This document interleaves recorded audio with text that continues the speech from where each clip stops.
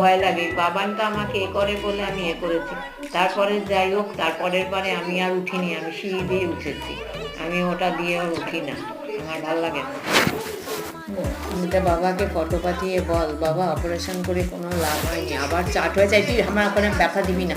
ও শুধু আমার জানিস তো ওই কড়াটার মধ্যে আঙুল দিয়ে দেখবে শক্ত নাই, পুরো আবার ইটের মতো শক্ত হয়ে গেছে, এখন হাঁটতে পারি নাই কড়াটার জন্য।